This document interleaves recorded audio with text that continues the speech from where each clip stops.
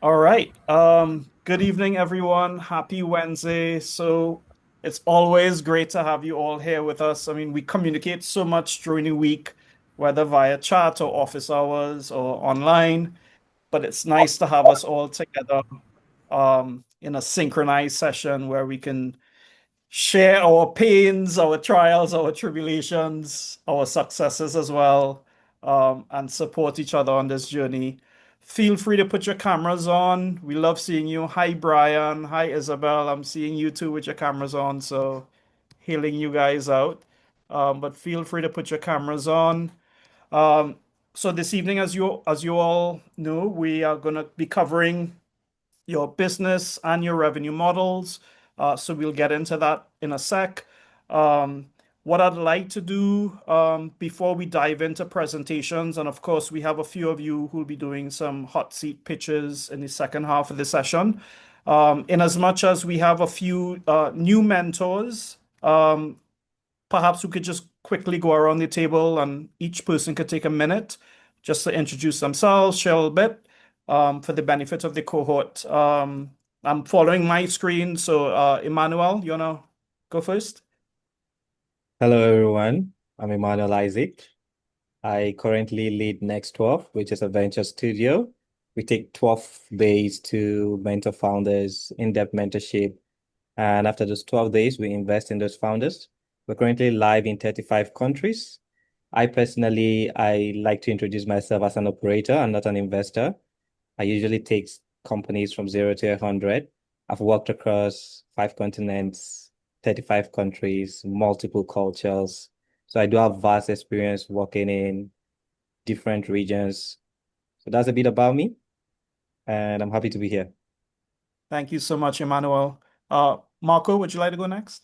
Sure. Hi, everybody. My name is Marco. I'm one of the co-founders of Breeze. It's a dating app founded in the Netherlands. I am from Curacao. I moved to the Netherlands to study and stayed there. Now it's already been 13 years. So within the company, I am responsible for a lot of different things, but it's part of the business development sphere of things. I'll explain a little bit more about Breeze in a bit. Thank you, Marco. Michael, would you like to go next? Sure. I think some of you know me, but for those who don't, my name is Dr. Michael Stablin. I live in Chicago. I'm a Colombian American. My mother was born in Cucuta, which is on the frontier with Venezuela. I did my PhD in engineering at the University of Illinois. I'm now consulting for tech startups, multinationals, nonprofits, and we do a variety of business, technical, or real estate consulting, depending on the vision or dream of my clients around the world. So a lot of my ventures happen to work in Latin America, some related to the Founders Institute or other that I've found in my network through academia or private business ventures. I'm really excited to be part of this network to get to know all of you, hear about what inspires you, and hopefully help you enact your vision through the business models we'll be talking about today. So pleasure as always to be here. Thank you to everyone, and I look forward to the presentation. Wonderful. Thank you so much, Michael. Jonathan, would you like to go next? Yes, sure. Good evening, everybody. My name is Dr. Jonathan Ash, and I'm a doctor of healthcare administration, and I'm the founder of the Ash Advisory Group, where we help healthcare founders position themselves for healthcare contracts or $1 million healthcare contracts in 90 days. And originally from on the Syncro of the U.S. Virgin Islands, and just looking forward to the opportunity to hear, the ventures that you all are building and, how we can be of service. Wonderful. Thank you, Jonathan. And again, thank you to the founders who turned on their camera, Jean, Isabel, Goodman, Stacy. Always good to see happy, smiling faces. Um, Nike, would you like to take a minute and just sort of bring us up to speed in terms of where we're at vis-a-vis sprints, deliverables, upcoming milestones, just any pertinent data information that the founder should be aware of? Yes, absolutely. Hi, everybody. So, you've been receiving a lot of emails this week, and I just wanted to kind of explain a little bit what that's about. So, our headquarters are also sending emails to you. So, you've been receiving email reminders if you're not up to date with all the sprints, which some of you are not, which is fine for now, but please keep in mind that we have our first milestone coming up. This is June 24th. This is the mentor review session, and we would like to for all of you to be up to date with all the deliverables by then, because this is a hard cut deadline. So if you're not up to date, we will have to talk about dropping you out at that deadline. So you still have time. So please do the work, and don't fall too far behind. You've already seen it. It's a lot. Yeah. So a lot of you are doing a lot of work. So just keep going, keep going. Just wanted to let you know that these email reminders that are coming from the headquarters are automated messages. That means the system is just looking at your sprints and seeing if you are behind at all. And this can only be like one problem set, but this can also be an entire sprint. So the system doesn't there's no human looking at it. There's no human discretion happening there. As soon as you're behind with anything, you get the reminder email. So please don't panic if you get these emails. Look at them, and look at your account and see where you're at. And if you think there's something wrong, because sometimes there are also bugs in our system, unfortunately, as we're rolling out this new curriculum and we're kind of making a lot of updates to the platform, there might be mistakes made. So if you think there are some mistakes being made by the system, please reach out to us. And we've already flagged a few bugs also to our headquarters that are being fixed right now. So just as some housekeeping remarks, keep up to date, keep up the work. And if you're receiving any emails that you find strange, please reach out to us and we'll try to fix it. Yeah, I think that's it from my side. Wonderful. Thank you, Nikkei. I think for the most part, I took a quick look at where we're all at. We've been making significant improvements week on week. So I think that's a positive sign. So I feel good, but we're not quite there yet. I certainly want to highlight though, McCasey and Andre, they've been doing exceptional work. So keep that up. All right. And Franz, I just saw your WhatsApp. Thank you for sharing that. So we'll show that video in the second half of the call. All right. So for today's session, as I mentioned, we're going to be focused on your business and revenue models. And to kick things off, we have with us today Marco from Breeze, and he'll be sharing his own experience at go to market with his dating app. So really excited to hear what he has to share with us. And I think these real world examples and experiences elevate the theory and the textbook sort of academic reading that we've been doing. So Marco, the floor is yours. If you have a presentation to make, feel free. If not, the floor is yours. Thank you. You're on mute. Yes, I'll share my screen. Let's see. This right one. All right. Everybody sees this okay? Yep. Perfect. All right, so let's dive into what Breeze is first. So Breeze is world's first dating app that organizes offline dates at scale. So we really cracked that nut, and it's a big trend right now. We started 6 years ago with this. So before the term dating app fatigue was invented, I think we forgot to coin that term, unfortunately. So how do we do this? We have a three-step model. So instead of the endless swiping and the chatting, etc., with Breeze, you get a handful of profiles each day, which you can like and dislike. These profiles are more extensive than normal profiles because if you match, there's no chatting, but you directly fill in your availability. And once you have done that, we make a reservation for you at partnered bars and restaurants, where you also get your first drink included. So that's part of our business model that we'll touch upon later. To give you some metrics, right now we've organized about 750,000 Breeze dates. We're active in 6 countries. We work with more than 1,500 partner bars. We have some Breeze babies. And more importantly, the app is very well received. So we have one of the highest dating app ratings in the App Store. And we organize about 33,000 dates per month. So that's a big operational task there. So where do we all start? To give you a bit of a background, we were all students of the Technical University of Delft. These are my co-founders. And we spend a lot of time doing, I think, exactly what you are doing right now. We followed the what do you call it? The lean startup method by the book. We validated all our assumptions. We worked from our most riskiest assumption, which was, do people want to go on a date without chatting beforehand? And instead of building a whole app around that from the get-go, we went around with printed PDF profiles in the faculty, asking if people would want to go on a date with one of those profiles and mentioning that they would only be able to go on a date without chatting, right? So because that was the quickest way for us to validate our most riskiest assumption. And in doing so, we had organized our first date within a week. And that meant two people wanted this. That's how we started to scale this through WhatsApp at a certain point, through offering it through a website, etc. These are all just pictures. These are the first profiles that I was just telling you about. We onboarded people through a Google form, and our database was just that Google form, and we did a lot of matchmaking as well by hand, because building a matchmaking algorithm is not a risky assumption. You know that that's possible, so we kind of pushed that forward until it was not doable anymore. So here you see an Excel sheet with all our first users.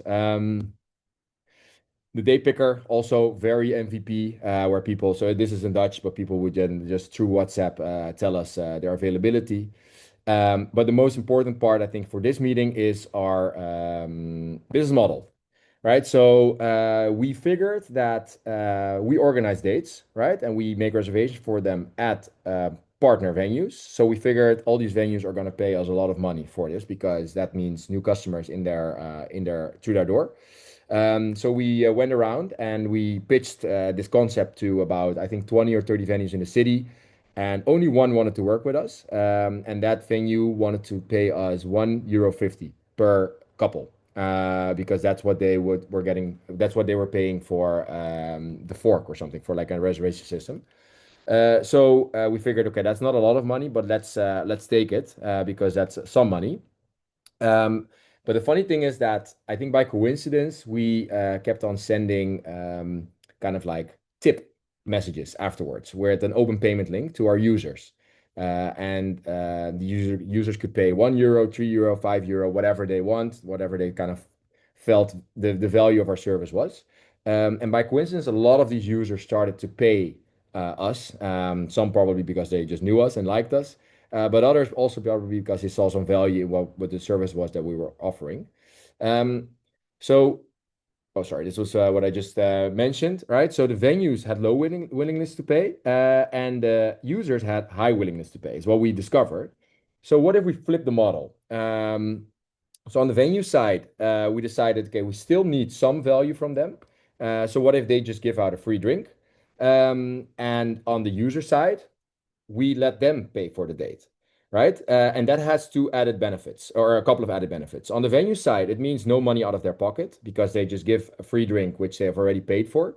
They only pay once their value is received. There's also, more importantly, no invoicing, right? So invoicing between hospitality venues is a lot of hassle. And then on the user side, they also only pay once there's value received, right? Because they only pay once they actually match and then fill in their availability. That fits super well with the brand, right? Because people only pay once they go on a date, which is completely different from how other dating apps are monetizing, because they monetize through subscriptions, premium features, etc. And these premium features and subscriptions kind of like incentivize these companies to optimize for engagement, which means more time on the app, which means less time meeting somebody in real life. So this fit very well with our brand of getting people off the app, because that's also how we earn money. And bottom line is also that we actually earn more per active user, because with the normal dating apps it's the case that like 5% of the people pay for the 95% of the people that are free users. And with us, everybody that kind of uses the complete service pays for our app. So there were kind of multiple benefits on both sides, which is when we decided to flip this. And that is actually how our business model came about. So it was a little bit of a coincidence, but it was also very conscious decision that making sure users pay is something that kind of could eventually lead to more revenue down the line. Um, so what were our lessons learned here? So the first one, I think, a most important one when finding a business model is to align business incentives with the job to be done. Right? Somebody's using your service to make sure they get something out of that service. And if you align that with your business incentive, I think you have a very good business model because that means you and your customer both grow at the same time. Um, Finding your business model is also innovation. We were in a, or still are, in a business where a lot of these companies are earning money with what I think is a malicious business model, which is also probably the reason why there's dating app fatigue, why all these people are super addicted to dating apps, why they are designed as slot machines, etc. Um, and finding these alternative business models in your industry is also an innovative process, right? So also approach it as an innovative process, meaning work from most risky assumptions, validate these hypotheses, and try to learn as quickly as possible by getting not only feedback, but also commitment from people. In our case, it was actual payments, but a commitment could also be somebody's email or whatever. And I think it being innovation also means that the value that you provide does not always lie where you expect it to lie. We expected that the value would really be on the partner front, but it turned out to be on the user front. And finally, for us, our business model has become one of our most important marketing angles. Right. So as I mentioned, it aligned very well with our job to be done, or the user's job to be done. It aligned very well with our brand. And we're actively using that in our marketing to make sure that people understand why we're different from other dating apps, why we really care that they go on a date. But this business model also, or doesn't mean that we're there yet, and it also means that we still have challenges. Um, and the challenges that we're facing right now, which I think is also good to start thinking about from a early point, is always to look at more revenue streams. So currently we only earn through the dates, which is fine. We have a healthy company, we're growing, we can pay our salaries, but it's also very sensitive to issues or whatever. If, for example, during lockdown, we weren't able to organize the dates. That meant our revenue declined directly. So having a more kind of like a more robust business means also having multiple revenue streams. I think if you look at the biggest companies around the world, they also have a lot of different revenue streams. Um, for us, we're really struggling still with making sure the customer understands what they're paying for because they're comparing us to other dating apps. 95% of the people don't pay for a dating app. So they really don't understand why they all of a sudden should pay for this dating app. So it's a lot of education to make sure that they understand that they're paying for a service that includes the matching, the organizing of the date, etc. And it's only €11.50 in the Netherlands. It's £9.50 in the UK.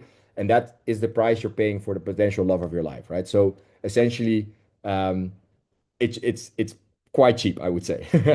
um, and even though we are actively promoting this, it is still difficult to use our business model in marketing. We can definitely improve here, make it a very like a strong point of view, because I really think that this is what people like and what people dislike from all the bigger dating apps out there. So that was, in a nutshell, our journey of finding the Breeze business model, and happy to answer your questions. Thank you so very much, Marco. And for all the founders here tonight, let's give Marco some literal love here since it's a dating app. Let's see some hot icons. Great, great, great, great. All I right. see a hand from Jean. I see Jean already has his hand up. Yeah. So Jean, you could just unmute. Okay. Hi, Marco. Nice to meet you.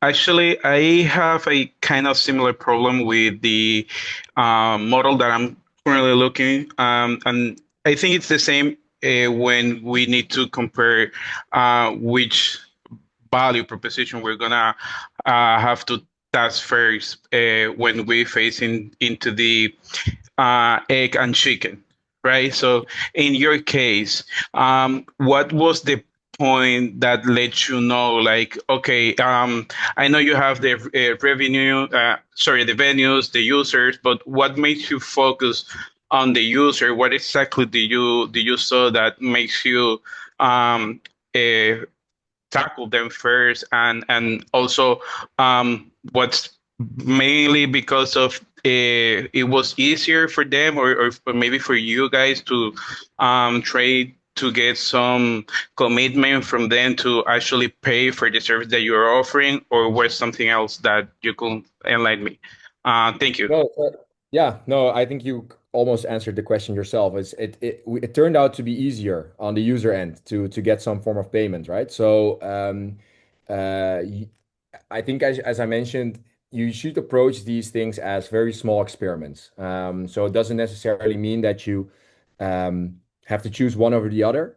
Just make sure you make a decision and go for that one first, and approach it as a very small experiment. Try to get some form of commitment. So I'm not sure what your chicken or the egg is, but just choose the chicken, for example. Try to get some form of commitment and see how easy it is to get that commitment. If it's difficult, you just put internal metrics. If it turns out to be super difficult, then move to the egg instead, and try to get the commitment there as well. If you can do both at the same time, then completely fine to do so.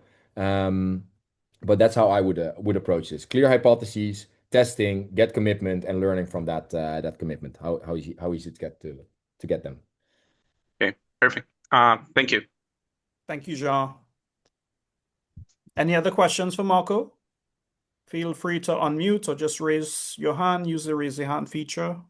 Saw Michael's hand, maybe or not? Sure. Did you literally raise your hand? Yeah, Yeah. Okay. literally. I don't. Yeah. Okay. Yeah. Yeah, sure. Jump in, Michael. Not all my approaches are so digital or innovative. I like old Nice. school stuff. Marco, thank you for your presentation. I really like your idea. I can tell that you're having a lot of success based on what you told us, but also the size of your team that I'm seeing in the picture.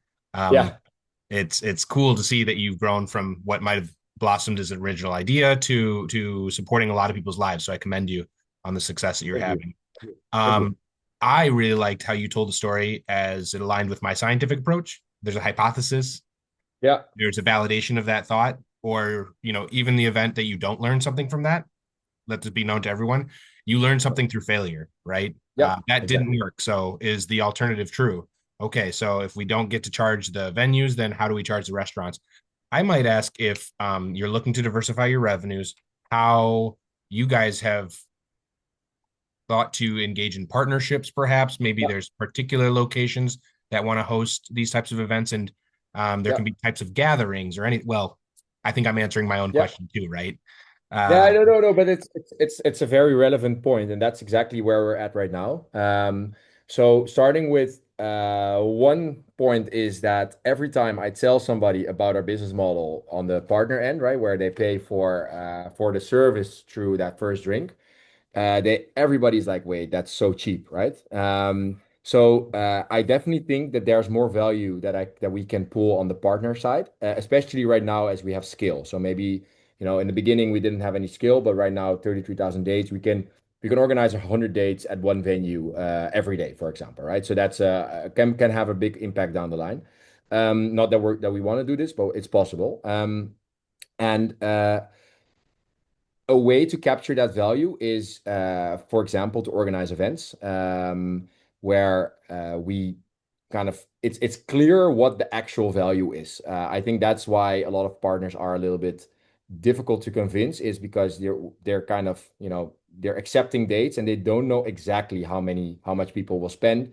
And to be honest, we have an idea, but it's also not super clear what they're actually spending. So we're diversifying on the event side of things, where partners are going to pay us for, hosting, I don't know, let's say 50 people, because it's a lot clearer that when 50 people show up at your venue, you can expect an X amount of people to order second drinks or third drinks or fourth drinks. That's one. But Next to that, there's also strategic partnerships, right? So working together with, I don't know, beverage brands, working together with whatever types of companies that have some interest in this. We could also offer our services there in return for a payment. And the third one, which is my personal favorite, but it's very far down the road, is um, we can also become kind of this maybe Groupon. Yeah, Groupon is not a nice brand, but to give you an idea, where we incentivize people that had a first date to go back for a second date or a third date or whatever. And that could become a very valuable revenue streams where we can, work together with Musea or whatever. So you had a first date, we send an email, we see that you are both interested in Musea, and then we can offer you a discount to go to Museum X, Y, or Z. And that could also be potentially a very nice revenue stream to further use. Absolutely. So just one follow-up thought or Yeah, two, if you'll indulge me. yeah, It's great that you guys are looking into those things. I think those are all great avenues to use yeah, this scientific approach with. yeah, While I'm married and I don't think I've had the privilege of using dating apps, yeah, it's interesting to note that product placement, so the placement of your brand in strategic places, can really evolve exactly. your strategy. I say that because my wife makes me watch Love Is Blind, and I know that Yeah, there's those gold cups that everyone knows about and everyone has seen, and somehow those became a viral product, right? yeah, yeah, But yeah, maybe yeah, getting the right eyes on your service will help it to blossom and bloom. The other thing I was going to say is that by studying perhaps those strategic partnerships and your users, right, you know what type of people like myself won't use it, but yeah, maybe it's more enlightening to know what type of people are first-time users or return yeah, users, and also importantly, what types of bars or establishments also ultimately want to partner with you and why. exactly. We Yeah, always are referring to those drinks, I think, in this conversation, but yeah, what encompasses a successful date? Is it a picnic? Is it a museum trip? Is it an art visit? yeah, You probably know much better than any yeah, of us what yeah, those kind of yeah, people things likes, but obviously there are individual tastes. yeah, So, yeah. um, And I think, yeah, to add to that, the interesting part there is for us, it's also important to be scalable, right? yes, So if we take into account too many individual preferences, great, we can probably organize the perfect date for two people. But organizing 33,000 perfect dates is super difficult, right? So you're gonna have to um, kind of like standardize things and make it less personalized in return for scalability. And sure, just accept the fact that some experiences will not be a 5 star, but we're also optimizing for at least a 3 to 4 star rating, yeah. which people give after the date. So that it at least had a fun night. That's kind of the incentive for us, I would say. And there has to be culturally, demographically, somewhere in this 100%. world where Yeah. there's the most Yeah. logical place to deploy this, because you're not going to choose a place where a bunch of married people live. No, Um, no, no, no, Probably no, go no. to That, singles paradise. yeah, exactly. No, no, no, exactly. So that's part of the things that we take into account when launching in new markets. Yeah. Great ideas. Well, Yeah. I commend you again on your success, and I hope that this Thanks. conversation Thanks. has Thank been you so fruitful for much, Mike. everybody. Yeah, Right. thanks. Thank you for your insights. Um, Founders, any more questions for Marco? Feel free to raise your hand or unmute. Adana, any questions in the chat? No, Ron, not seeing any questions right now. All right. So we have a shy room this evening. That's no problem. Won't be shy for long because we have a few hot seat pitches. All right. Well, okay. Oh So yeah, Andre, go ahead. Andre. You can unmute. Go ahead. Yeah, hi everyone. Good night. Marco, what stage of this and building the dating app did you actually leave maybe a full-time profession or a job, or when did the revenue get so much that you went Yeah, from a 2 or 3 man team to a fully paid yeah, lifestyle? yeah. Yeah, so I was lucky enough to start this directly from my studies. And in the Netherlands, we have a student loan. So I can compare a little bit to stopping that student loan with leaving a job.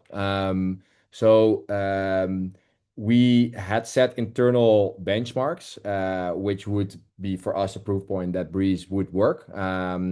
So we had like a debt. So we started this in 2019, and we had a deadline for X amount of users in January 2020. And luckily we reached that deadline, but we didn't we did keep our student loan at that point. And we only stopped it in October when we reached our when we raised our first investment round, which was when we paid our first salary. So we before that we used all our income for marketing, and that was super specific to our case, being that a dating app is always running out of users, right? Because users get matched, users leave the app, etc., at a high rate, a much higher rate than other businesses. Um, so you're always kind of like trying to get new users with marketing. That's still our highest, our highest cost that we're spending. So to answer your question very quickly, it's when we raised our first investment.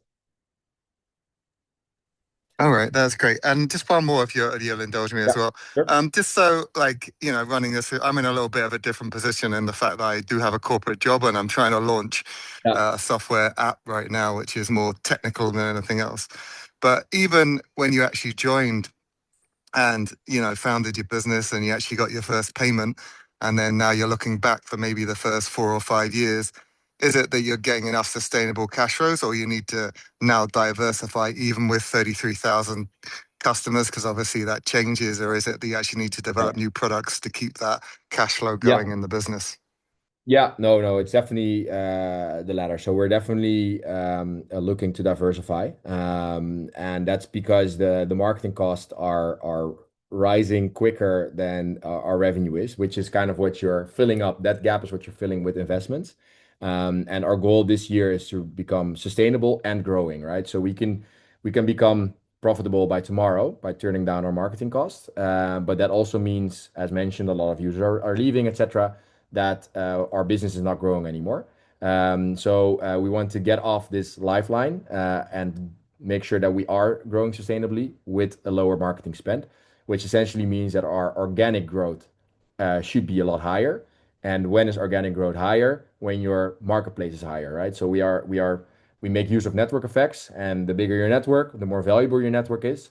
So at a certain point, when your network is so big, a lot of people know about you, and then you can turn down your marketing costs, and your organic growth takes over. Thank you. Wonderful. Cool. Thank you, Andre. Franz, you want to unmute? Hello, guys. Hey. Thank you, Marco, for this beautiful presentation. And my question is about timing. How do you know it's time for you to launch your startup? How do you know the best time is the best time to launch it? Yeah. There's a lot of competitors, but I would like to know how Yeah. do you know it's time to launch it? Thank you for Yeah. the answer. Yeah. How do you know when it's time? That's I don't think there is one answer there. It depends on your financial situation, whatever. Like for us, we started this company because we wanted to become entrepreneurs.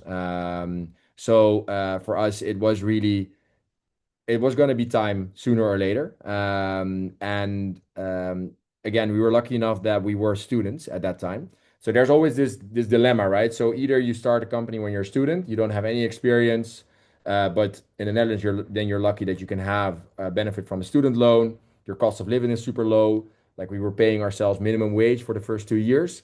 Um, and yeah, you can just you spend all the money on your company, or you work at a company first, and then you start your company. But then your cost of living is higher. You have a little bit more experience, but you might be in this golden cage with a stable salary, etc. So that's always this dilemma, and it's very dependent on, again, like your personal situation when you decide to launch this company.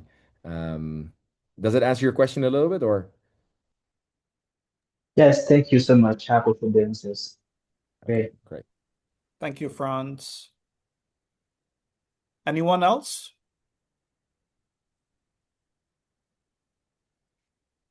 Okay, Marco, I I was have a gonna quick add question. something. Sorry, go ahead. Go ahead. I was gonna add one quick thing in terms of partnerships, like even looking at, I know with dating apps and what Michael was talking about earlier with Love Island, partnering with, maybe an influencer out there in the Netherlands where, if they have a high social media following and they're able to, hey, this is, my experience on the dating app, or this was, Yep. my experience with Breeze, able to Yep. get more eyes on it, not only, in your country, but on a global scale as well. Yeah, 100%. We definitely do influencer campaigns. That's the whole other ball game though. To get that right, it's difficult. Awesome. Thank you, Jonathan. Marco, you Yeah, launched in 2019. yeah, So that's just before the pandemic fully kicked in. So my assumption there would be that your revenues were in decline. Nobody could go out yeah, in person. Um, Today's session, of course, is focusing on business and revenue models. So with that in mind, with revenues decreasing as a result of the pandemic, how did your business model have yeah, to evolve yeah, to the changing economic landscape? yeah. Yeah, so essentially what we did is we went back to the drawing board, and we just started again with asking ourselves a question: what do people want right now? Right, so all the bars were closed. We couldn't organize the dates the way we envisioned it. And we interviewed, I think, about 50 or 60 of our users. And the kind of like the general learning there was people said, like, I don't care how you do it, just get me on a date with somebody. And of course, with safe distance, etc., taking into account. And that's when you go back to the drawing board, you do some brainstorming. How can we get people on a date safely? And that's when we came up with walk and talk dates. So people would meet each other instead of at a bar. They would get a meeting point, which would be a park or whatever, and then they could go for a walk. We had these walking routes. At a certain point, some venues were open for takeaway, so we had deals with the venues where they would give a drink, takeaway drink or whatever. And that got us through the pandemic. The walk and talk dates did cost half the price of a normal date because they kind of essentially received half the service. Um, and it always was a suboptimal solution, I would say, or suboptimal um, service as to what we actually wanted to offer. But it did get us through the pandemic, and I think that was the key at that point. So we kind of accepted a little bit of a lower revenue. Right. Awesome. And a quick follow-up to that. Yeah. At that point, had you already raised your pre-seed? And if so, how did investors Yeah. react to the changing landscape and with you? Yeah. Like what was that conversation like with your investors? Yeah, so we were in the process. I remember having an investor meeting, like I think the third week of March, like the week after the lockdown kicked in. And at that point, a lot of people were very scared, I would say, in investing in IRL business. And we raised in October 2020. So at a certain point, people started to realize that okay, right, this is gonna pass at a certain point, and we were growing still, and we were able to kind of sell the dream of what it could be when the world opened up again, and investors were a lot more positive at that point, and that's one. And secondly, is also the source of investments. So we raised the friends and family round. So the institutional investors or the big angel investors were not so super excited about us, but we were able to convince a lot of our friends and family. And that's the nice thing about the fact that we were a big founder group. As you might have seen, we were with 6 or 7. Um, Everybody was able to get like 2 or 3 friends, maybe some parents or whatever, to invest like 2,500 euros, and that's how we raised our first 140,000 euros, which got us a minimum wage salary. Love that. Love that. Thank you. Thank you for sharing. Of All course. right. Any last remaining questions for Marco? Don't be shy, guys. Raise your hand, unmute. Now is your time. Kevin, go ahead, buddy. Feel Yeah, free to unmute. all right, great. Thanks so much. Are you all hearing me? Yeah. Yes. All right, wonderful. Social medias, I just love this dating app. or anything related to social media. So interestingly, in terms of when you started the Breeze, right? Yeah. I came kind of late. So in terms of getting the users, like taking users from being from joining the app and then providing. You're hearing me, right? Yeah, yeah, I'm hearing you. Yeah, yeah, definitely. Yep. Sorry, don't, I'm not, my internet is giving all the problems. All right, Right. so essentially getting the users on board and then you're taking like personal information from them, like username, Yeah. address, that kind of thing. Yeah. Oh, that's the question. Yeah, yeah, yeah, yeah. So the way people can they create a profile and they fill in their kind of like basic information, right? Their personal information. They fill in their information regarding their sexual preferences, and then they can also express themselves in terms of answering questions. They can add some extra pictures. They can fill in some tags. Recently, All we right, so in released. terms of security, like Yeah. security of information, you all provide all those services. All the information is secured, confidential, no Yeah. breaches since you all have Exactly. launched. Yeah, yeah. So all the information is stored very securely, GDPR proof. So it's not accessible to anybody other than the company, and even within the company, there are different rights for people to see certain information. Yeah. So Yeah, that's because that's excellent because I know anything regarding social yeah, has a lot of issues containing privacy of data 100%. and so forth. All right, thanks so much. Yeah, no worries. Thank you, Kevin. Anyone else? Isabel, Emmanuel, Davia, Stacy, Goodman. All right. Well, if no other questions, Marco, thank you so very much for Of course. presenting this evening. We appreciate you. Thank you, thank you, thank you. And now we will transition into our hot seat segment. Nikkei, would you like to do a roll call? I know I dropped it in the chat. Let me open back up my WhatsApp. Um, let's kick it off with Jean. Jean, just come on camera, buddy, so I can spotlight you because I can't see you right now. Me? Yeah, All we right, see you. You, okay. Rosario? Yeah, I see you. I see you. Let me spotlight you here. Uh, okay, perfect. All right, Jean. So So, you got a minute. Let's go. okay, growing in the Dominican Republic, I watched serious truck accidents on the highway. Cargo spinning, people rushing to steal what fell, authorities overwhelmed, and driver left alone to face the consequences. What struck me wasn't just the chaos, it was that nothing ever changed for the people doing the work. Truck drivers in the Dominican Republic carry cargo worth millions of pesos, yet they earn 3% of its value, or even less. They have no insurance, no formal work history, no way to prove their innocence when a dispute happens. And when something goes wrong, they they part of for they pay for it alone. Sorry. So Lowly, my company, exists to change that. We're building a free platform that gives real protection, digital call verification, formal work history, and eventually insurance and credit, while connecting shippers with available trucks in real time. We are currently validating what's in the markets and how people value this solution.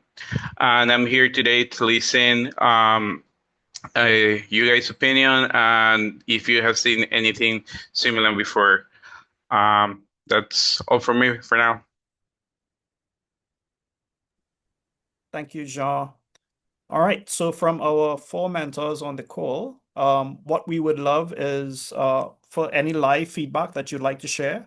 In addition to that, Adana would share in the chat a hot seat link where we would really like you to leave some documented feedback so that we can keep track of our founders' process as they progress, as they journey through the cohort. So feel free to unmute if anyone has feedback for Jean. Absolutely, if I may. John, I really liked your pitch. I think you have identified a huge problem, and you've clearly articulated that, not just one way, two ways, but you've described the scale of the problem and the way it impacts people's lives. So I think that makes it very personable and relatable. So kudos to you there. I want you to have confidence in that because it's not just me saying that, but everyone shaking their head, agreeing with me, saying that you've done a good job to do this. So say it with confidence, say it with a little bit of bravado, because that's how you're going to get investors to agree with you. And when you tell people about the solution, which was the second half of your pitch, they're going to buy into what you're saying.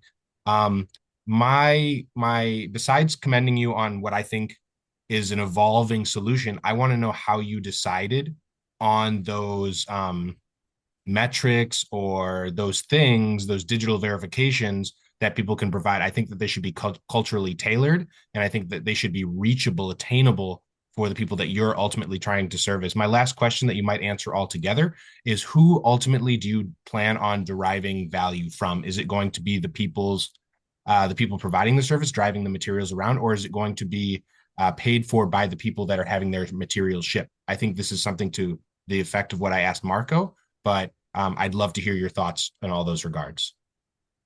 Yeah, actually, right now I'm still getting feedback from the market. So I segment the possible persons or people that will be interested, drivers, truck owners, companies that dispatch, or companies that are asking for the items to be transported to their location. So right now I'm currently talking to them, getting more information, and actually trying to see if I can create a prototype that I can show to them and see if they see value in it and they could commit to actually something more that interesting on the project, but maybe something that they will be willing to pay for. So I'm currently looking to see how can I connect that, and as Marco mentioned, maybe that will help me out to figure out which will be my commitment. If it will be the egg, in this case, the driver, or the chicken, that will be the company that are maybe dispatching the items or requesting them to the other companies. That's awesome to hear. I'm really glad to know that you're getting the market feedback. If I can offer just one more piece of advice, since you have so much data to collect to inform your next steps, you might think of a strategic way to try to ask all the right questions at the same time. What is your price point for this party? What is your price point for the other? What's the biggest problem that you'd like me to solve? And how can we most quickly get to a solution? What ultimately serves all those stakeholders' needs? So I'm really excited with everything you shared and how you answered my question. Keep it up. Keep the good work going. I think that you're headed for success with this idea.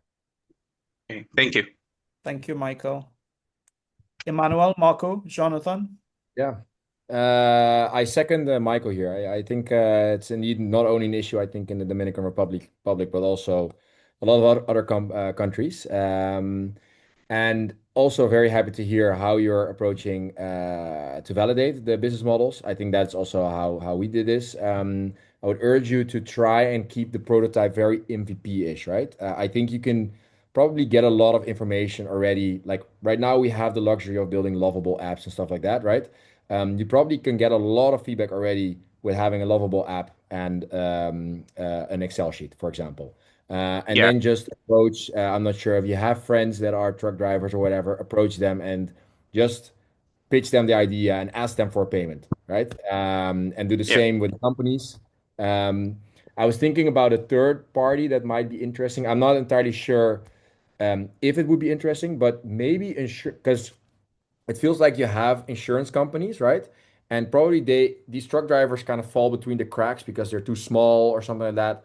But maybe if you bundle them in kind of this bigger pool, they might become interesting for insurance companies after all, and you can just be the intermediary there. So yeah. maybe even insurance companies could be an interesting party, more on a strategic level. But I would definitely not focus on that right now, but for later.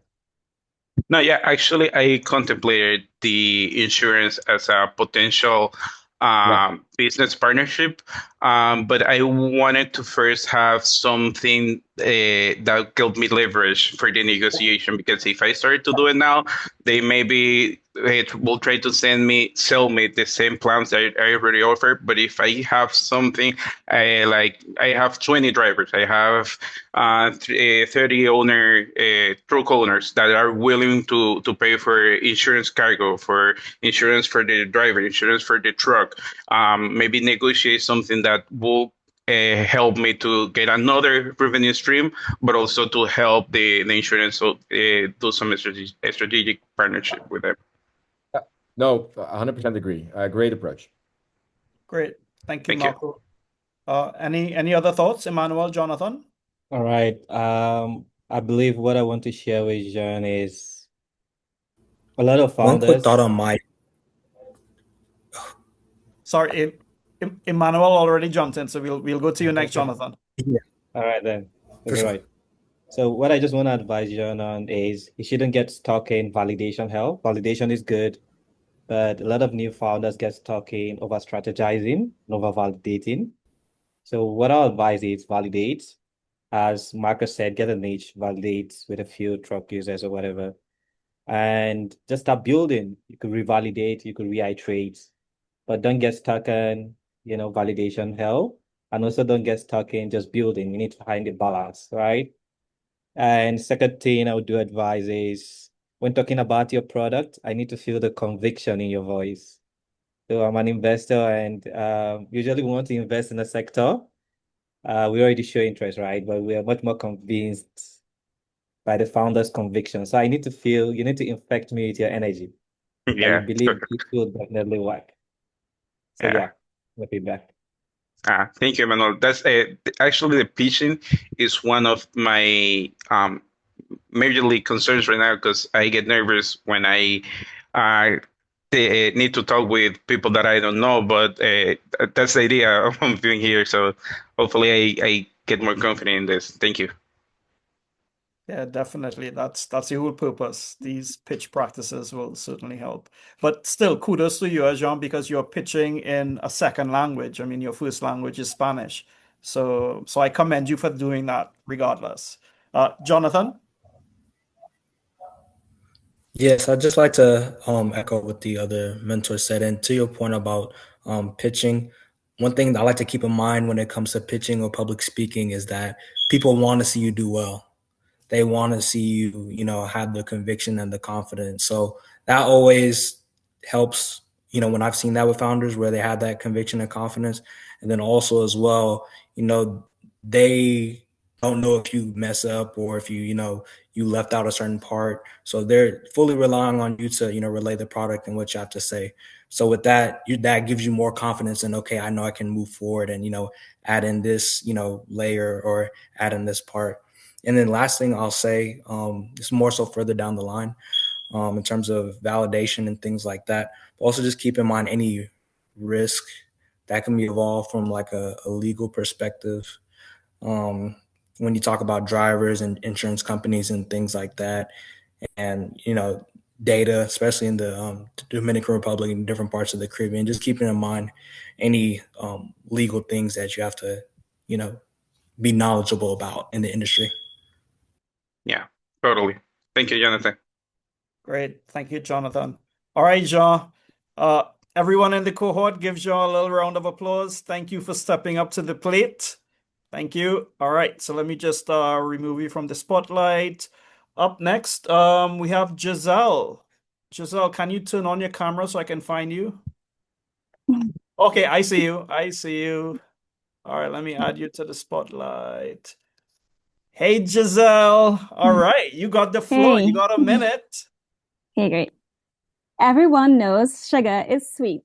The challenge is finding something healthier that still satisfies the senses. Hi, I'm Giselle, a Caribbean neo soul singer, storyteller, and Sapodilla ambassador. Well, I guess it's obvious, right? I'm turning Sapodilla, a forgotten Caribbean fruit, into a climate smart sweetening ingredient with a deep caramel flavor. Think of it as the tropical romance between brown sugar and stevia. For those seeking sweetness with soul, comfort with culture, and flavor without compromise, this is for you. My vision is simple. Make Sapodilla the world's next sweet obsession and introduce the global food industry to a bold new taste of the Caribbean. Thank you, Giselle. Thank you. Give it up for Giselle, everyone. Thank you. All right. Which one of our mentors would like to go first? Should we go in the same round, starting off with Michael? Happy to go first. Thanks so much for your pitch. I'm really Hi, excited about Michael. your product because I think we're aligned, Giselle. I'm an agricultural and biological engineer. That's what I was trained in. So I'm very much interested in fruits all across Latin America. It's so great to hear that you found one and you Yeah. want to apply a solution immediately. Yes. I think you told a great story. I think you have a lovely way of telling that story and you're excited about it. So let that be praises to your pitch. Thank Two you so things much. that I'd like to recommend to you if I could. Mhm. While I'm interested and enthusiastic about it, I don't know that everyone will share our passion for that. So Yeah. maybe what you might consider is explaining what problem you want to solve. Okay. Some people like to use sugar and some people like to use stevia, but there are drawbacks to using stevia. Yeah. I can't split hairs about why people make that choice, but you want to introduce yourself as the solution to somebody's inconvenience, problem, or Mhm. shortcoming. So you may consider to sell your idea that way. And my second suggestion would be, again, I'm an enthusiast, so I'm biased, and I want to say that it was Yeah. great. I think you should be trying to talk to investors, thinking about what they want to hear and how big a Mhm. problem you're going to solve. So you and I could just have the sweetener, and it would be fantastic. But I think you want to tell the picture of how many people across the world will choose this ultimately over whatever their traditional sweetener is. So as you Okay. move forward, just amend your pitch. I'm not telling you to rethink this. I love what you did and what you told us about, but just think carefully about when you're talking to whoever about which angle you want to work, because ultimately it will garner the support that you're looking for as a founder. Thank you. I think it's extremely helpful. I was working on several pitches and I had one that was more investor driven, but today I just wanted to share my love and passion for Sapodilla. Thank you. Good job. Thank you. But I definitely agree with your points. The tailor, they pitch to depending on who I'm speaking to. Amen. Thank you, Michael. Marco? Yeah, Michael, great feedback again. It's a lot of the points that I wanted to touch upon, but but also good to hear that you have different pitches. I definitely agree. You should tailor your pitch to your audience. In this case, might have been good to test your investor pitch, I would say. Yeah. So I maybe just have a question. Like, what are the challenges that you're facing right now? So right now, I've been trying to get some of the local food labs to get me to test my product there so I can figure out the nutritional information on it so I can know how to position the product on the market. So right now I'm getting some difficulty in one, processing it into crystals. I've been able to do like a syrup, which Yeah. can be infused into like lattes and stuff like that. But like to get it to be like sugar crystals that you can add into drinks just like you would with brown sugar. So that's a challenge now, and also getting the nutritional information on the product. Yeah. And so that the fact that that's your challenge is because you know that that's the form that people want this in, right? That's your customer is gonna pay for this crystal, or are they also fine with having it in honey form? So I would say because I also use alternative sweeteners, having a powdered form of a sweetener, alternative sweetener is very helpful, especially for using in baking and confectionaries. So I'm hoping that is possible so that it can be used in that form as well. Got it. And then in terms of revenue business model, I think it's quite straightforward, I would say, right? That's not a Yeah, big. it's quite straightforward. A lot of people are always seeking alternative sweeteners, Yeah. especially whatever's fashionable. And for that niche luxury market, you're always looking to have the next trendy sweetener. Yeah. Okay. Yeah. No additional questions. Thank you. Thank you, Marco. Emmanuel? Anything to add? Yeah, well, I think at first, because I'm not into the industry, I wasn't understanding what she was saying. So when Michael was saying she should say more, I was so interested. So I would like to say that when you're pitching to people, treat them as though they know nothing about the topic. All right. Okay. That would really be great. And secondly, I like what Jean did when he was presenting. There was some sort of emotional attachment, the human connection. You could drive me with that to make me much more interested in what you're saying. Thank you, Emmanuel. Thank you. Jonathan, any closing thoughts? Hello, closing thoughts on my end to add to what Emmanuel said. I think what would be helpful as well is like maybe using a statistic or like a fact in your industry, like, oh, half of people use A versus C, or did you know that? So it kind of like intrigues and pulls people in because it's like, I didn't know that.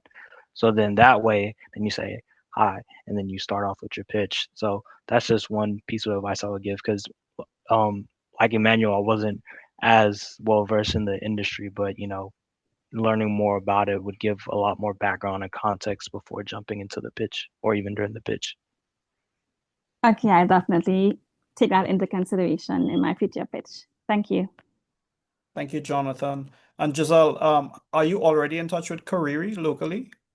I've tried emailing several of the emails for Kariri, but I've not gotten any response back. Somebody told me I can reach out to Yui. Some part of they told me there's some part of Yui that does this. So I'm trying to figure that out right now. Okay. I have a meeting with Kariri on Friday. Mm-hmm. Actually, Michael is on that call as well. So we'll be sure to bring you up and get your warm intro there. Okay. That would be greatly appreciated. Yeah, no problem. All right, Giselle, thank you so much. Everybody give Giselle some love. Let me remove the spotlight. All right, who do we got next? Who do we got next? Go back on my list here.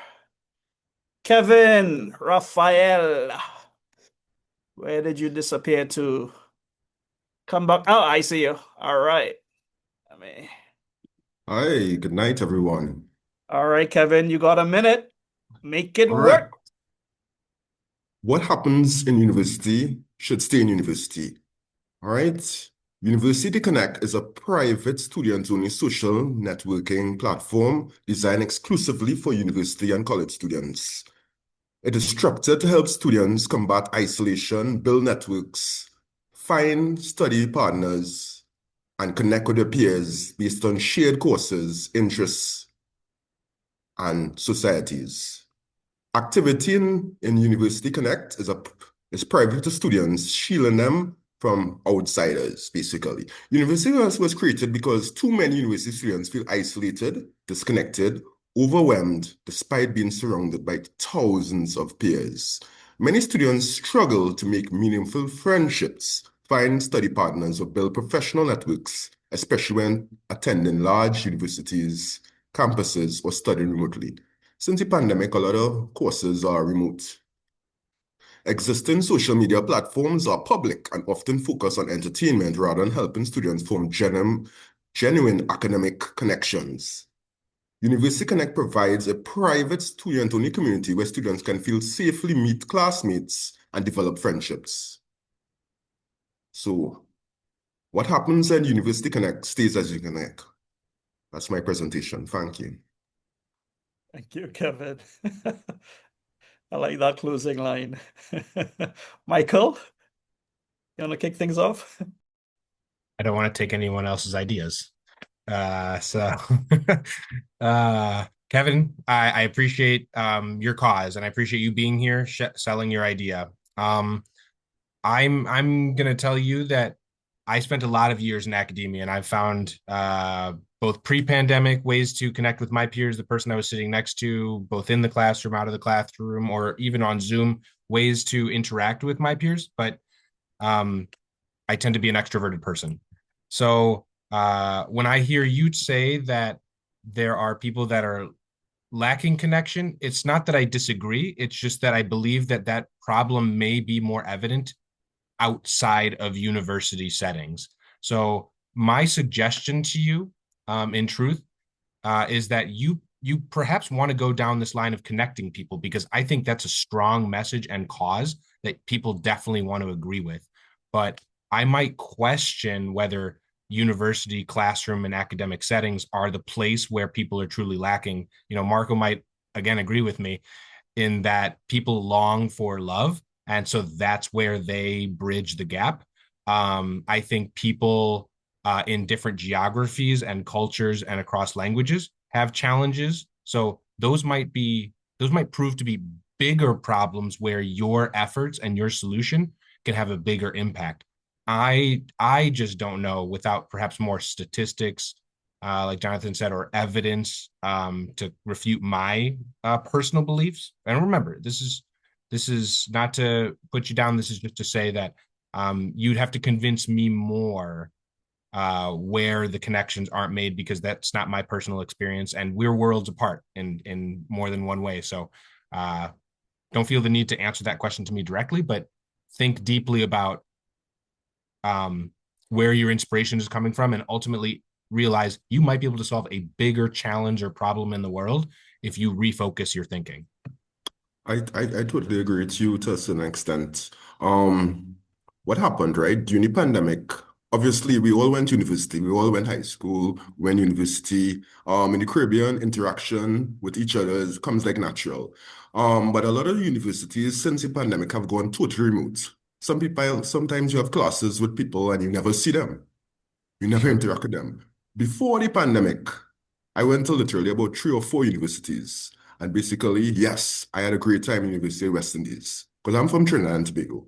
And yes, I have tons of friends. I met some of the best friends I ever had. But since the pandemic, a lot of universities went remote. So some students you may never see. I've never seen students in Jamaica, University of West Indies, Jamaica. I've never seen students in Cave Hill, Barbados. So that's where the idea came from. Interaction with different universities. Then there are smaller colleges, like community colleges. They never connect with University of West Indies students because there's no interaction there. So that's why it's not just one university, it's like several universities, well, within the Caribbean region initially, and then I'll take it from there. Let me then just add on. I think that makes a lot of sense if you're connecting people across the Caribbean islands, because look at the group that we are. We're maybe unfortunately not going to ever meet in person as a group, but here we are brought together. So maybe in some sense your product is doing this in a similar way. Let me also just amend what I said by expressing that young people somehow have a way of getting together, and it's quite possible that um certain cultures, certain languages, and certain age groups have a harder time doing that. So whenever you launch a product, you might want to tailor your services and your marketing towards those groups, because you'll find that you'll get more traction and impact with them rather than my particular background and experiences, because today I want you to succeed, and with me I might not be your best customer. That's a great observation. I really thank you for that. It has me thinking now. I'll definitely recalibrate to a certain extent and hit it again. Thanks so much, Michael. My pleasure. Thank you, Michael. Marco? Yes, thanks for your pitch, Kevin. So I second Michael here as well. I think what I was missing a little bit is really understanding how big the problem is that you're solving. And I think the way you answered Michael's question was better than the way you pitched it initially, right? Because that made me think a little bit more along the lines of, okay, so it's different. It's due to COVID. Yeah, then I can kind of envision what the kind of like the problem is that you're solving. But I would still want to see more validation of that problem, because in the Netherlands, the students are probably the most social people around, right? So that it's the older people that have issues, and Gen Z is finding new ways of meeting people, right? So that's one. And then in terms of your solution, um, is it a solution where you're actually bringing people together IRL, or is it a solution like this where you're connecting people digitally? What would that look like? All right, due to the geographic landscape of the Caribbean Yeah. with different islands Yeah. spanning the Caribbean, um definitely, well, you could have like group meetings in each island, but Yeah. in terms of that's why I liked your presentation. I asked you about the privacy and the security behind it because I know information is it's like king right now. Data is king, so you really have to protect it. So that's why I was asking that to you. Yeah. In terms of meeting up, basically you could do it by country essentially. So that's where I'm at. But I will recalibrate based on your observations and Yeah. hit Yeah. some stronger pain Yeah. points. Yeah. So I think it's important to really try to find the what we call the product market fit, right? So you have an issue that you've identified. I think it's good to find that issue, find that exact target audience with that issue. How big is that issue? And then find if the product, so the thing that you are building, if that actually solves that issue. Because it could very well be that you are saying, okay, students want to socialize more, they are lonely, etc. But maybe students don't want to socialize online, right? Maybe they want to socialize IRL. So that means your solution in such a way would not work for them in that case. Well, Um, that's excellent. Thanks. That's a strong tip there. yeah, Definitely. yeah. I think Yeah, it's you kind of when you came on board and I saw your profile and I read up, I really connected with what you were trying to do. Because a okay. lot of people tend to speak online. The next generation right now is just constantly online.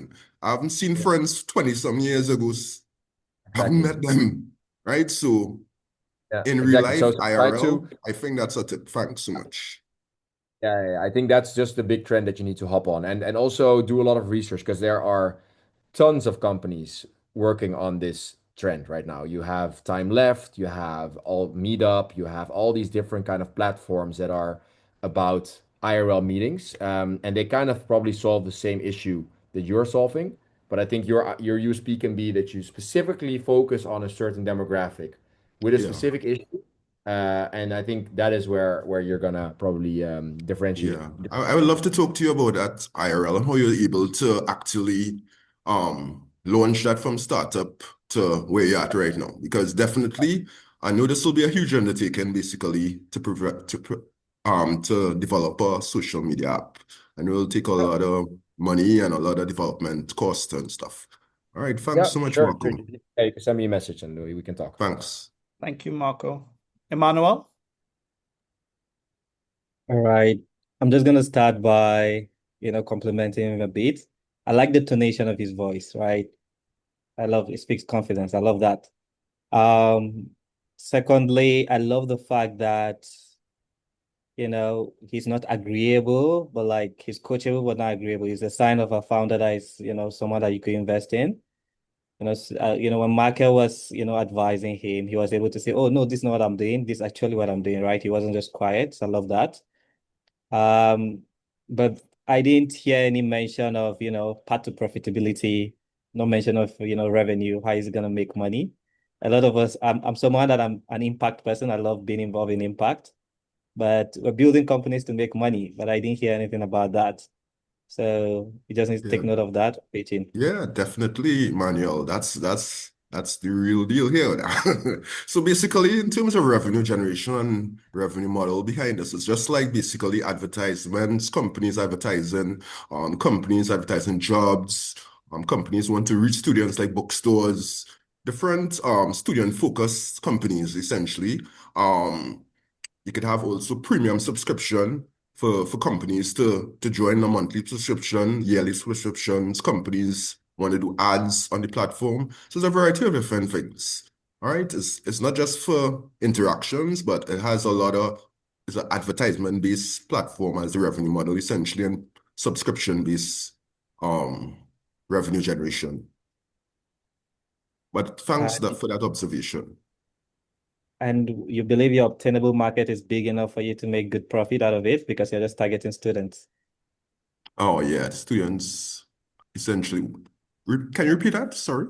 I say you believe your obtainable market is big enough to make good money because you're just targeting just students, right?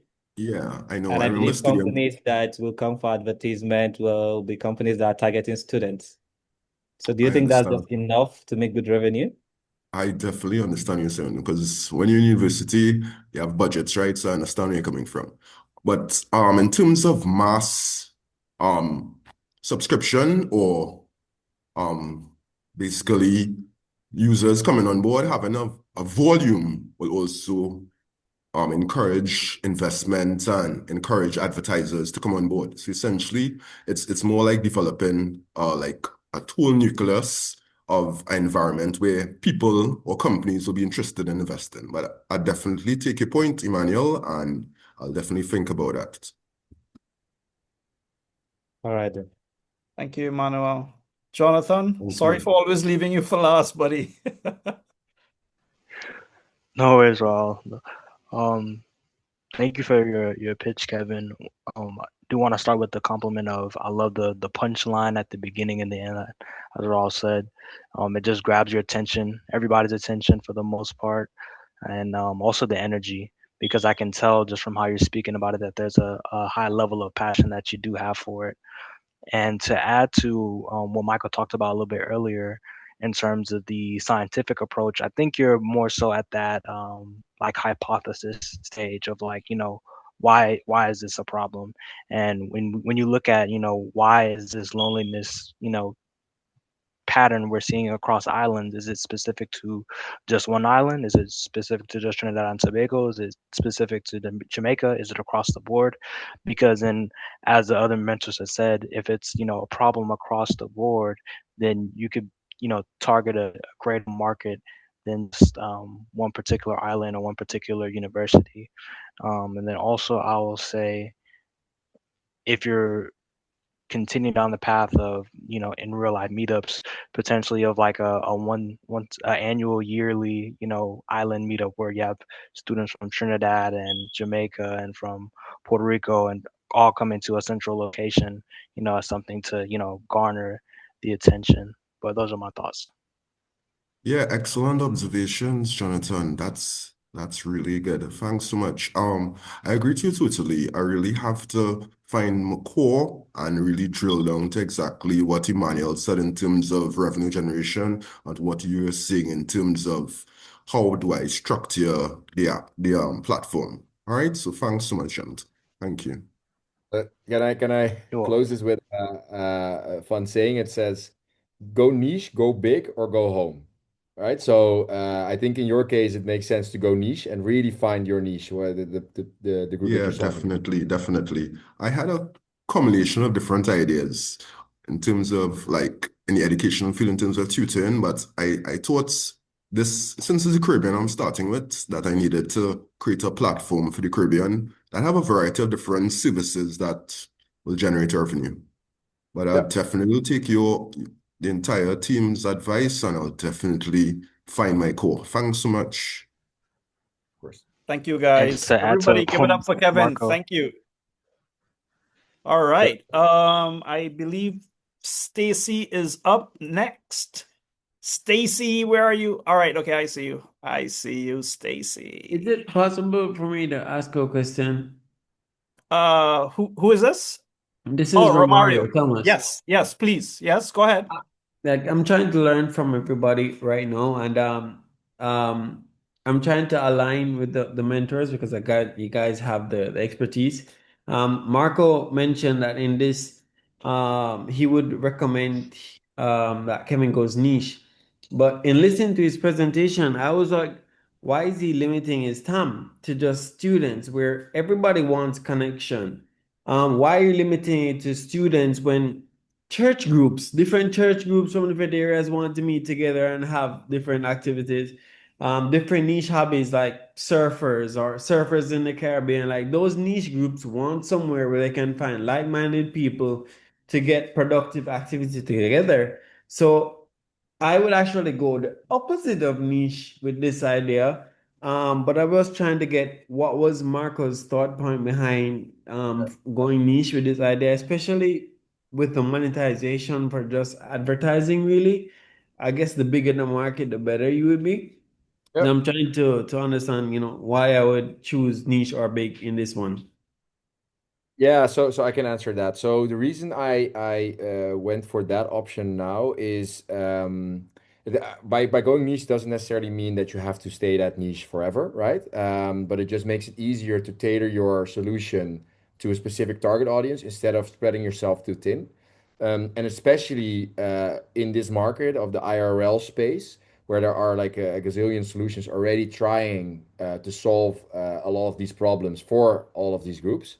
So completely fine if you go for surfers, right? But then you tailor that for surfers and try to find what is the problem that surfers are experiencing, which is probably completely different than what churchgoers are experiencing or whatever.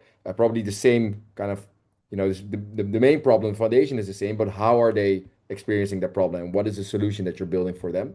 And then once you have validated a little bit the problem, you validate your solution, then you start tailoring and changing it a little bit to the other groups that you're targeting as well. So to give you an example, we first built Breeze for students. And that was simply because we were students, we understood the market, and we could reach them very easily because we had like a gazillion student friends. But we always knew that this product would hopefully service the bigger audiences, especially the young professionals. But that grew as we grew as a company. Okay, perfect. That gives me a very good understanding. Niche is about refining the product, refining your systems, and then you can then apply that to the different categories. Okay, Yeah, perfect. Thank you so much. yeah, and I mean, some companies stay niche forever, right? So there's this dating app called Raya, which is for the celebrities, and they stay niche in that end, in that sense, and they charge 300 euros per month or something. So they earn a lot of money from a very small group. So it could also work like that. Luxury companies are niche in that sense. All right, thanks, Romario, for that observation. It's really eye-opening there because I know what you mean in terms of the Caribbean being a smaller market. You should really go as big as possible for the in terms of revenue generation. So I agree with you totally. I also agree with Marco in terms of the sense that since you wanna get a start, you really need to hit a core. All right, so it's a balance between both of your observations. But thanks, Mario. I really appreciate that, and I hope I could partner with you in Jamaica? Jamaica, right? All right, thanks so much. Thank you, Kevin. And Thank you, I Romario. just want to add this. Um, there's what we call in business like the beachhead strategy, right? And basically is if you are in a sector where there are a lot of companies with similar customers, you have, similar sales cycle, and you're just similar in a lot of ways, it's best for you to go niche. It's just the general, way to do things. That's the only way you could succeed, right? So you can look it up, the beachhead strategy, and just study it more. Yeah. Thank you, Emmanuel. All Emmanuel, right. you could type that in the chat. You could type that in the chat. What strategy? I didn't hear it properly. Beachhead. Niche head. All right, thanks. Beach, as in the ocean. Beachhead. All right, so everyone, give it up for Stacy. A little round of applause. Stacy, thank you for waiting. I know you were like a little jittery there just now, but keeping you on the spotlight for too long. All right, so the floor is yours, Stacy. Take it away. Okay. My company, HighCode, is developing a human intelligence layer for AI-built software to help non-technical founders in emerging markets launch products faster by connecting them with vetted developers who can fix, complete, and scale AI-generated applications. Like many non-founders, I use AI tools such as Lovable and Replit to build applications, but I kept hitting a wall. I realized this just wasn't my problem, but the problem was bigger than me. According to a Stack Overflow study in 2025, as AI lowers the barrier to building software, demand for debugging, validation, security reviews, and deployment support is exploding, even as AI trust outputs are dropping. HighCode connects founders with vetted developers, helping transform ideas into reliable products. We don't compete with AI, we complete it. HighCode, where AI ends, human intelligence begins. The human layer that makes AI built software production ready. Thank you. Thank you, Stacy. Thank you. That's a powerful ending as well. Similar to Kevin. Love it. All right. Maybe we should flip a little bit. Jonathan, I'll kick off with you instead. We'll just go reverse round. For sure. Thank you, Stacy, for your pitch. In terms of first initial thoughts, I'll say I really like how you added in the middle the study and gave a little context to the conversation in your pitch. I think that's always helpful, and that it was a clear problem that you talked about, and then also a powerful ending in terms of something that's memorable when it comes to pitches, like something that people can take away with. Only thing I would say to potentially add is more so about hear more about the revenue and what does that model look like there, whether it's subscription based or whether it's just different avenues. Just hearing a little bit more detail there. But outside of that, um, really enjoyed your pitch. Thank you. Thank you. All right, Jonathan. Thank you. Emmanuel? Hi, I don't have anything to say. I'll just be echoing Jonathan. I love the idea. I get the problem, but I'm just concerned about the money. So I do have a platform that's already built with the costing and essentially the different outcomes, but I think I probably needed to put that in there. And maybe I had difficulty doing so. So if you can help me, like, how can I make one line about that? Like, when I just have 1 minute, essentially.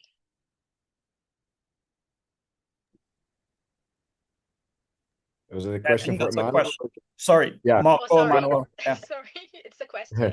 How can I like put that one revenue aspect into like one line when I just have like limited time, 60 seconds essentially? So what is a revenue aspect? Well, one of the statements was that I needed to see how I'm going to like what my revenue model is in my Yeah, pitch, essentially. exactly. Now, if I Yeah, have like 60 seconds to like speak about um the company, how yeah, do I insert that in there when it's like quite a lot to say? yeah. So and what would be the answer to that question? Like if you can answer it right now, because Well, that can help I me would answer say your that question. I would Yeah, say that it's outcome based and it's based on the work being done. You can either have a quick fix, a full, complete. Uh, Sorry, I can check my website, but I have everything on the website. Sorry, but essentially, quick fix, complete, or custom, and it yeah, outlines what's included in all of those areas. yeah. So I can just say But quick fix. essentially you're paying kind of like the to rent a person to do this for you, right? That's essentially Yes, how it works. And you have different packages. yes, Yeah. that's the Yeah. intention. So yeah. Well, if I can jump, or Emmanuel, do you have any other things that you want to share? No, no, no. Go on, go on, go on. Yeah, so I think it's also a very interesting concept and a good pitch. So if I have it right, AI brings you to this 99% or 90%, right? And it's always this last 10% where kind of people that don't have knowledge of programming, etc., that's where they struggle, right? And that's just the problem that you're solving. Yes. Correct? Yeah. Okay, so I think it's definitely a problem that I'm also experiencing. So it's a good problem that you're solving. But it did take me a little bit too long to understand that. And I think you can cut a little bit on the introduction part, where I felt you were, yeah, I'm gonna be a little bit Dutchy blunt here, but That's spitting a fine. little bit Yeah. of buzzwords, right? A lot of AI Okay. and end to end, kind of those types of things. I think you can keep it really short there. Focus on the problem and driven by the data that you have supporting it. Great. Then you also have more time to talk about your revenue model. And then the revenue model, I don't think it makes sense to talk about all different packages because that's essentially what you just answered. But it's just very straightforward. It's like hiring a freelancer to do this for you. That essentially is your revenue model, and you probably take a cut from what people are paying them through your platform. So that's probably just a quick one-liner that you can throw in there. So that would be my more kind of structure-based feedback. And then more on the way you pitched, the feedback I had there felt a little bit like you were reading, which is fine, I think, but in general, which is also a little bit the same feedback that we gave Jean, like make it your own, right? Kind of you're doing this every day, 40 hours, maybe even more than 40 hours per week, right? Just tell us like you're telling your friends over at a barbecue or at the drinks, right? This is what you're doing. And that is, I think, the best way to get your message across. Does that make sense? Okay. Yes, it does. Thanks. Thank you, Marco. Michael, closing thoughts? Stacey, thanks so much for sharing your idea with us.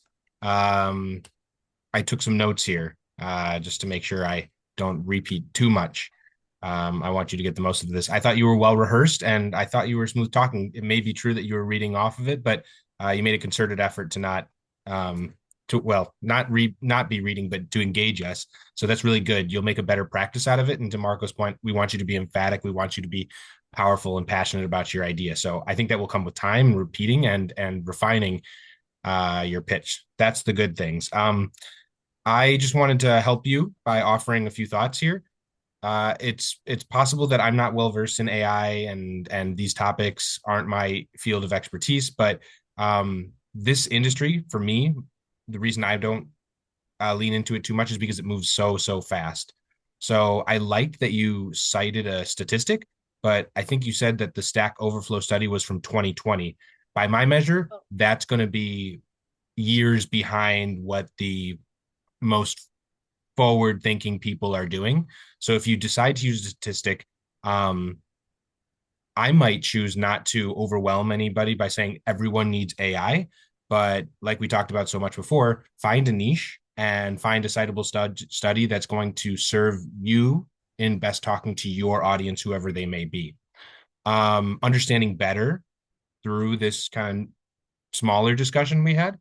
Now it's more clear to me that there's the last 10% of bugs. So I would just, be careful and think critically about how to position yourself, to Marco's point, about where you're serving those clients and finding out how important your services will be to those non-technical people to finish their AI projects. You have a lot of value to add.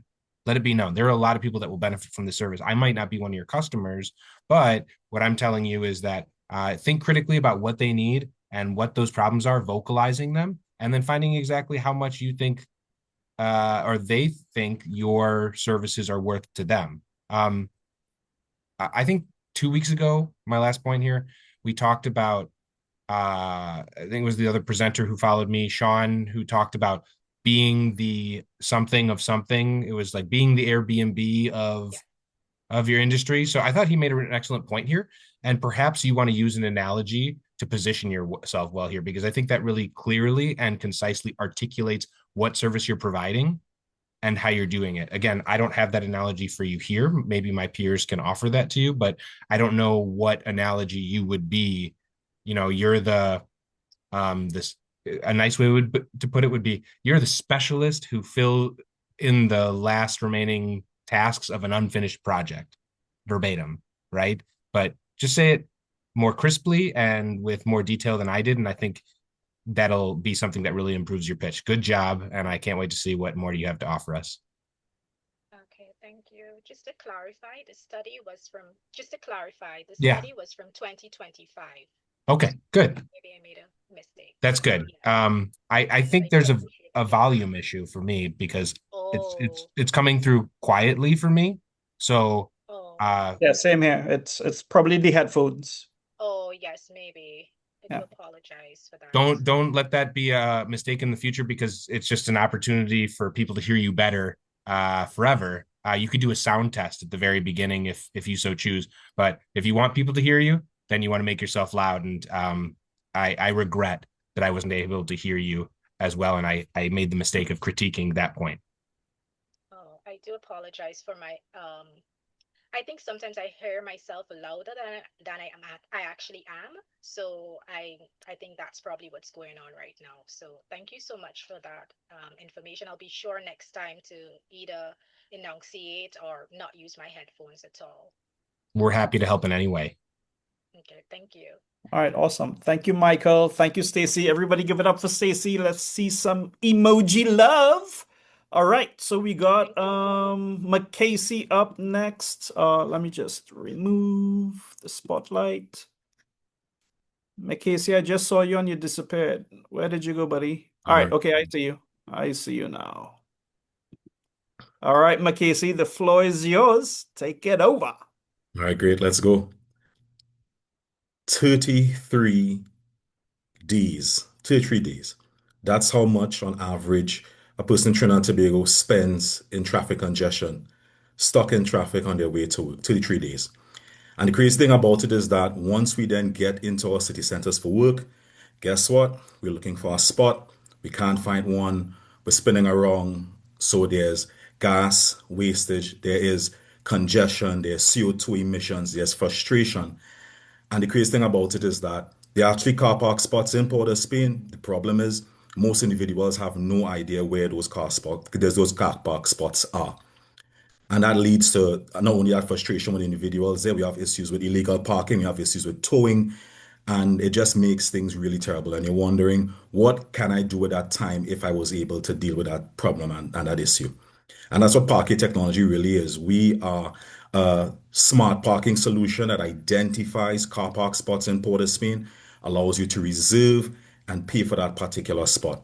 So what we're doing on one end, we're helping individuals who are looking for a spot find that spot. So you're talking about you have a banking appointment, you have to go to the clinic because you just had surgery, you have an interview for a job, you have that first date with that friend, and you want to have that reservation at that restaurant. We're treating with that issue. We're also treating with the issues where individuals have problems to understand. Hey, what's the hours of operation for that car park spot? Do they take card? Do they take cash? Do they charge EV? A lot of the car park operators in Trinidad and Tobago right now, they are not mechanized or technology based or updated and running the way how a lot of first world country car parks run, and that's evident not only in Trinidad and Tobago but also in the region as well. So our solution will also have a platform for those particular operators for them to update, upgrade, and to make themselves more available in real time to understand, hey, I can see my dashboard, how much of my ratio should be monthly parking, how much should be hourly parking.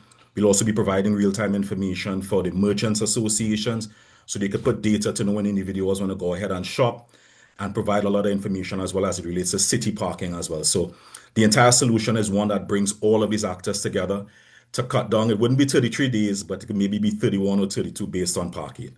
Thank you for your attention, and we're going to be making a change in this world soon. Thank you, McCasey. Everybody give it up for McCasey. Thank you, thank you, thank you. All right, so we'll do the reverse again. Michael, we'll start with you and go around the table. Casey, I thought you had a good pitch. I think your problem identifies with everyone, at least those of us who have a car or a need to put a vehicle somewhere. I'd say that because that might not be true for everyone. So that's a niche market you probably want to avoid. Just let that be said. But if, a greater part of the world does have this problem, I wonder how vast the solutions are. There's an app that I use in Chicago and across the United States. It's called Spot Hero. You're probably aware of it. It's maybe comparable to you. I'm not saying that your idea doesn't make sense because that exists. I'm saying that my question would become, how do you differentiate yourself from them? And where in your journey here as an entrepreneur do you want your project to start, to expand, and ultimately you may consider, given your idea, how you might want to exit. If you do something that's very well tailored for the Port of Spain, your local region, it's very likely that a Spot Hero could see you as a threat and see an opportunity to, take over your market share if you prove to be a competitor, a reasonable competitor. So for you, just to differentiate my comments that I give everyone, you may want to look ahead and say, I'm planning to capture this much market share and broadcast my success and advertise myself this much, such that you can get your exit and you'd get, you'd call that a success in every way. If your plan is to run this to the end of the earth and fight Spot Hero to death, then I celebrate you all the same. I just caution you to make sure that you um, build a product that makes sense for the markets that you truly want to capture, differentiating yourself. And one way that founders can be in the same space as existing companies is to operationally differentiate themselves. So if you're going to use tech and do things internally, you may find ways to electronically using software with the people that are on your team, just operate your business stronger. And ultimately that can help you push out a type of Goliath that would be spot hero in your story, being perhaps a David as an up and coming founder. So my thoughts for you are that you have a good idea. It's already validated in the world. You're solving a problem that I personally hate. I hate not being able to find parking. So you've got my vote. Just think about your path forward, how you want to succeed, and ultimately how much success you want to have along your course. Congratulations. I can't wait to see where your idea takes you. Okay, great. So thank you very much for that, Michael. So you're correct in the sense that we do have a lot of global competitors in the smart parking space. And it's interesting enough to also mention that it is an emerging market. It has a annual growth rate projection of at least 20% a year. And roughly by 2035, I think they're saying it's supposed to be about between 35 to 40 billion. So it's something that's growing. So the competition is nice. What I would say interesting for Trinidad and Tobago and most of the English speaking Caribbean is that the car park operators here are still running what we consider to be a manual system. So where you have Up Park, Spot Hero, most of the ones, again, save and except for maybe what we might see in Puerto Rico, for the rest of the English-speaking Caribbean, there is no app on the market, either on iOS and or on Android, that can plug in and play and be able to be used in real time. So we're still using a chit system. When somebody comes in, I look at your license plate number, I write down what time it is. And then we also run into challenges where if I know you, I write on a different time. So based on the engagement I have with operators are losing money because friends of people who are the car park attendees are allowing folks to go ahead and park and not pay. So they're losing funds, and part of the solution is even to treat with that as well. The other point or feedback I have for you is that yeah, I'm all things on the table. So if a large company comes off and they want to go ahead and buy and want to buy me out, I have no problem with that. But there is a great opportunity, like I said, for the English speaking Caribbean, because yes, we have the technology. We have a mobile penetration rate that's really high. In Trinidad and Tobago, we're 1.4 million people. We've registered over a million vehicles. So we have a serious issue as it relates to traffic, as it relates to vehicles. And we're seeing the same thing happen in Guyana with respect to the oil boom, Barbados, Jamaica, St. Lucia. So the profile is pretty much similar there as to the problems. The users are also the same with respect to the operators. So there's an opportunity there that I want to go ahead and maximize as soon as possible before some of these larger players then just come in. But the differentiator will be my engagement with the operators on the ground. It's evident that you have the answers. So I commend you on the thoughtfulness and the detail that you gave in that response. Truly, it speaks volumes to how you're going to achieve success in this endeavor. So please move forward. I want to join in your success if you're having people. I mean, because the opportunity is clearly there, and you have a plan going forward, and you have all the information that you need. So, let us be the wind beneath your wings and tailor your pitches as you see fit to those various audiences. Congratulations again. Thank you. Thank you, Michael. Marco? Yeah, great pitch, Mackenzie. I think I already heard your pitch last cohort, and I remember also being very impressed with your business back then. Still am. I definitely think you're onto something, especially because yeah, indeed the problem is not only apparent in the Caribbean, it's apparent in all smaller cities in Europe and in the US, etc. So that's one. Two, you're very knowledgeable. I think you have your numbers top of head, which is great. That means you are invested in your problem, you are invested in your solution. Um, and I think that your differentiator is already the fact that you have this local knowledge, right? I mean, the Caribbean in itself is already a huge market. Maybe it's not as big as the US. And there's a reason that these other, bigger players are not there yet, probably because they can't crack this local market. That's a knowledge that you have, and that's your USP, and that's what I think you need to effectively use. You might have the network that makes it easier to launch, etc. So definitely keep on going that way. And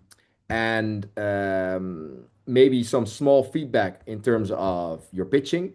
I found that you went into too much detail and too many examples. I didn't time it, but I felt it was a little bit longer than a minute. And I think at a certain point it was super clear already. And then you give examples about what use cases I could use my car for to go. But that's super clear to everybody that has a car. And also the detail in how you connect with all the different stakeholders. I think it could be a little bit shorter, especially for this purpose. If you have a 5-minute pitch for investors, fine, go ahead, go into details, share all these different nitty-gritty things. But usually you have like 1 minute, and then you answer all the details in the questions later. So that would be my only feedback. But super, I really, really think that this is going to be something super special that you're working on. Thank you.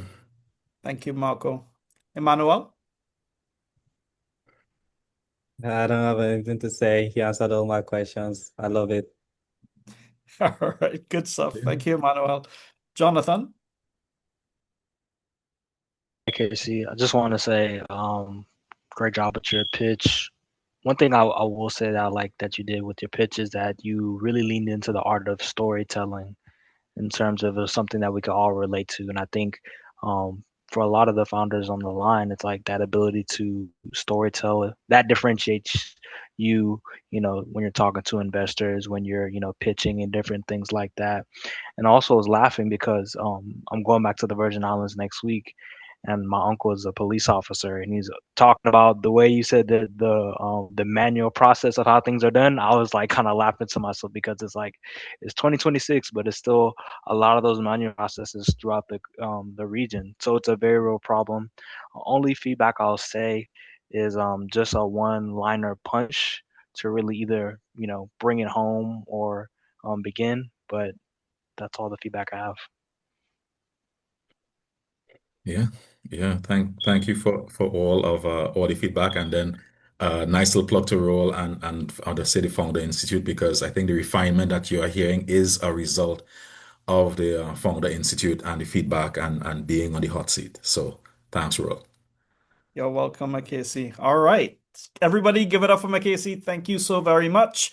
We have about 10 minutes left, but we have one last founder I would like to spotlight, and that's France.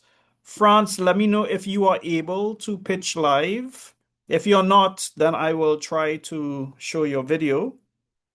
Can you unmute, France, and let me know if you're able to speak, if we can hear you? Well, the hand is not really stable, but you can put me live. Okay, so if you would you like to try to pitch live?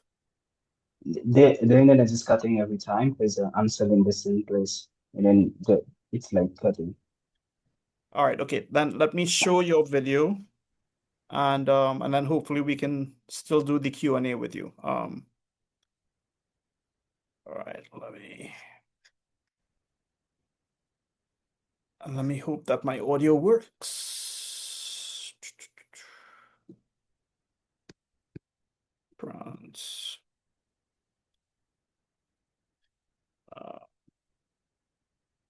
Do you know every year companies spend billions on mishiring and high turnover?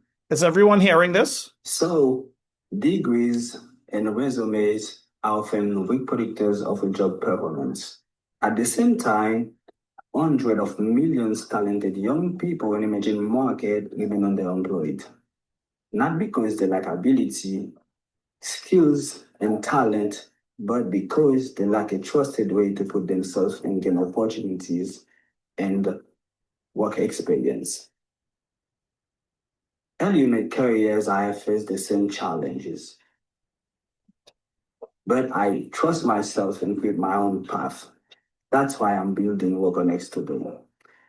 WorkOnX is an AI-powered platform helping human customers support their dream to prove themselves and through AI verified skills and job simulation so they can have a job, prove themselves, and get work experience. So today, with Who Connects, we are exploring how technology can really help company hire more effectively and create a better pathway to work for talent in the gym market. I am Francois, a social entrepreneur and a US State Department alumni. Thank you. All right. Let me see if I could get back to my screen. I think I lost everyone.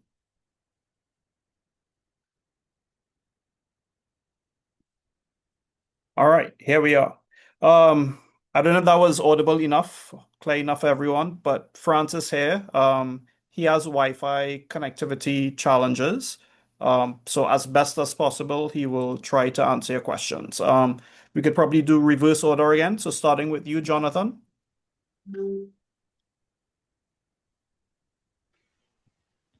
Yes, France, thanks for the pitch there. One thing that I'll say from what I heard is just hearing the clear problem.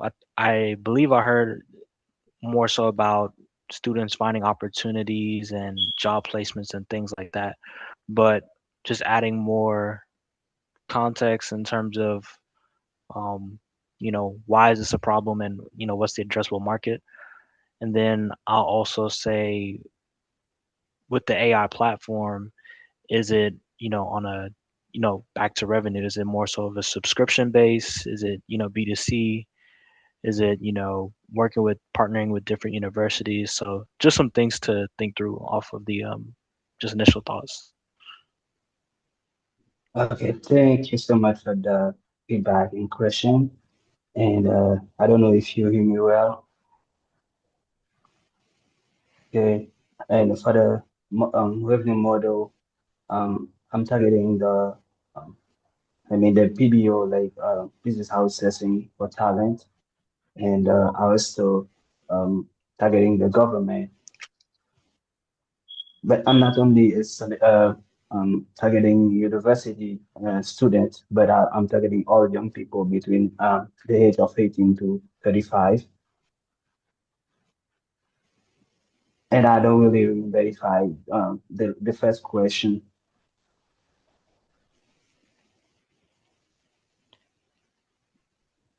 Oh, it was about the AI platform and whether you were targeting just the students or different agencies. But with you saying targeting government and universities, it'll be that route you're going towards.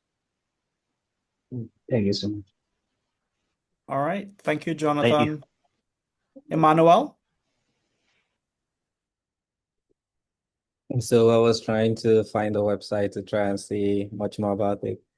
Um, I don't know, like I haven't been hearing any path to profitability. Most people don't mention that. It's like you're just in this for impact.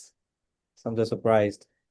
But also I was trying to see much more about it because it's sounding much more like a support future than a whole standalone future.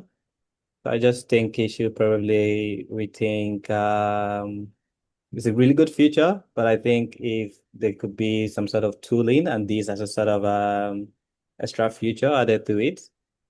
But I would love to hear about his validation, right? His validation phase. Maybe I'm wrong. Maybe there's a really huge use case for this. But there are not numbers to his validation, right? That I could point to and be like, okay, he's validated this much clearly. So I'd love to hear what he has to say regarding that.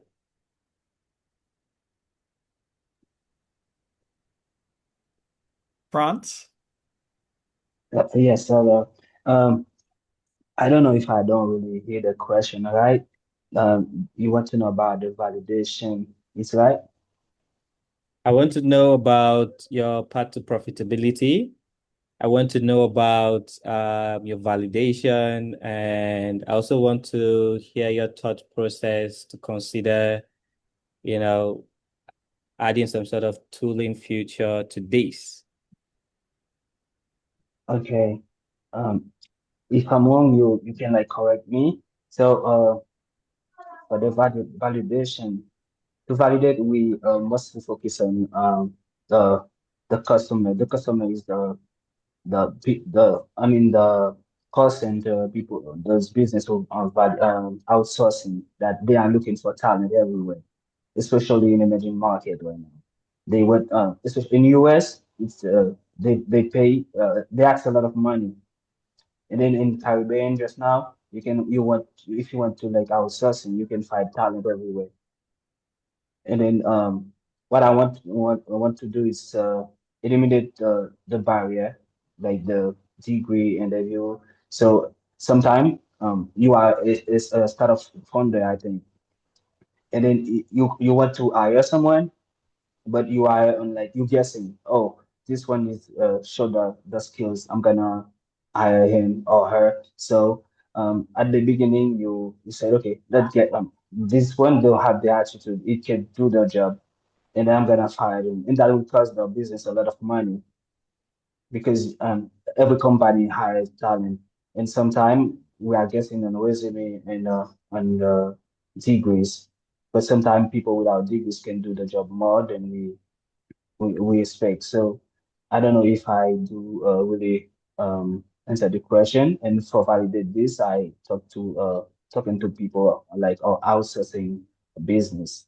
For example, I am one of them here just now, and then I had like a short interview with them, and they said they are struggling with interviewing talent, especially in Haiti just now.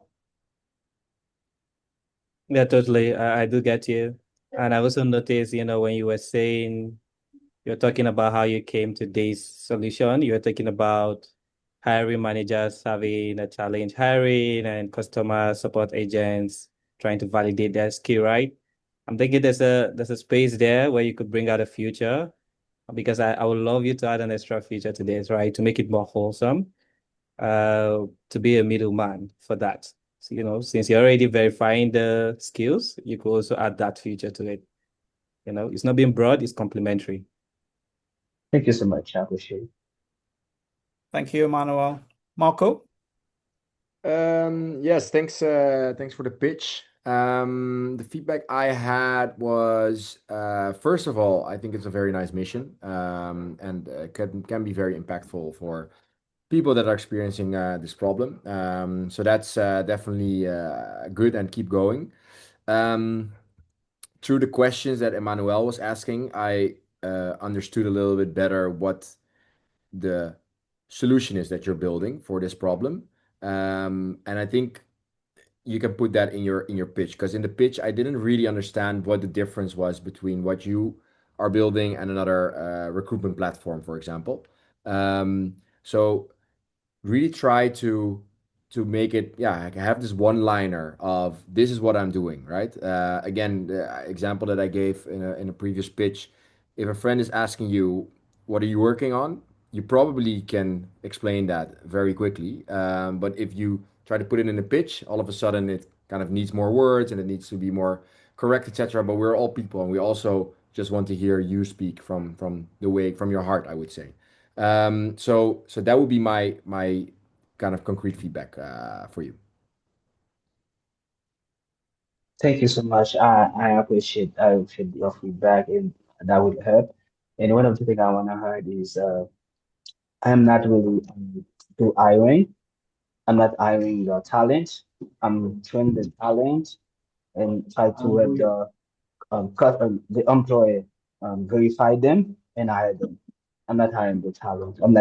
Oh, I mean, I'm like a bride between the talent and the the employer.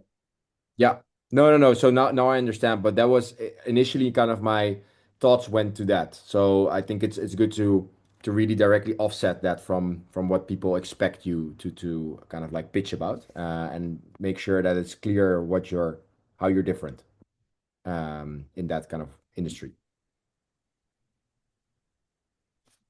Thank you so Wonderful. much. Thank you, Marco. And Michael, take us home, buddy.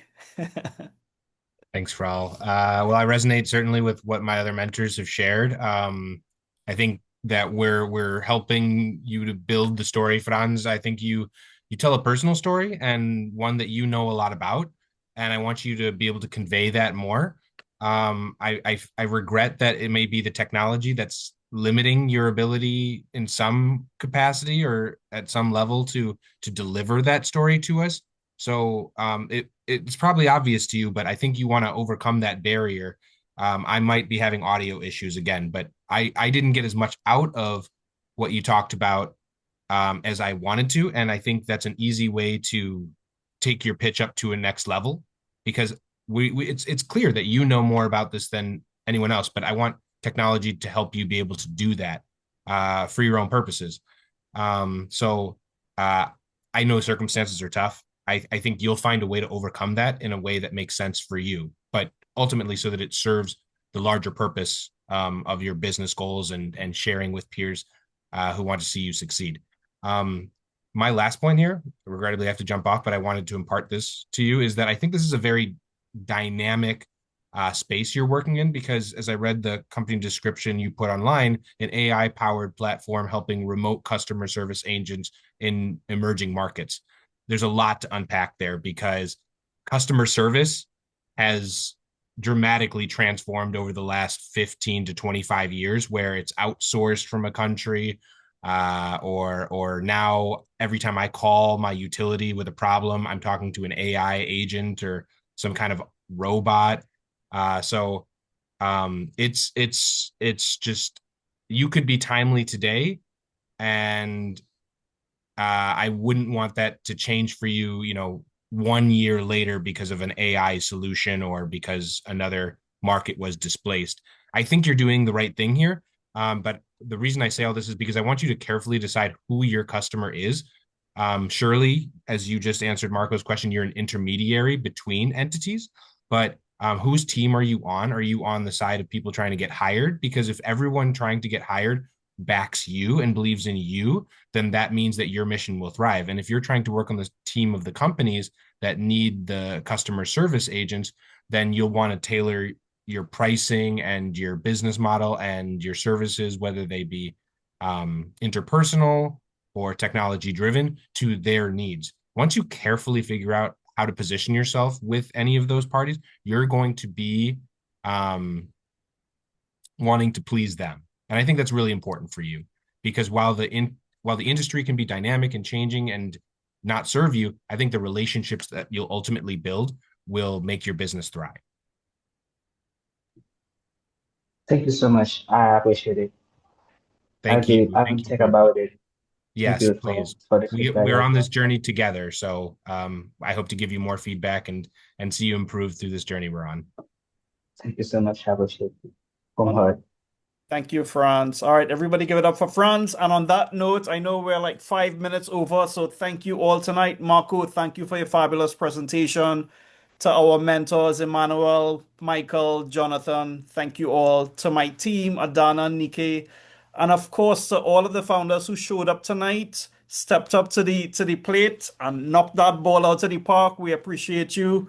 We're going to be here again next week, Wednesday. So until then, have a productive week ahead. Get some rest this weekend and keep grinding. See you guys next week. Have a good night, everyone. See you. Bye bye. Bye bye.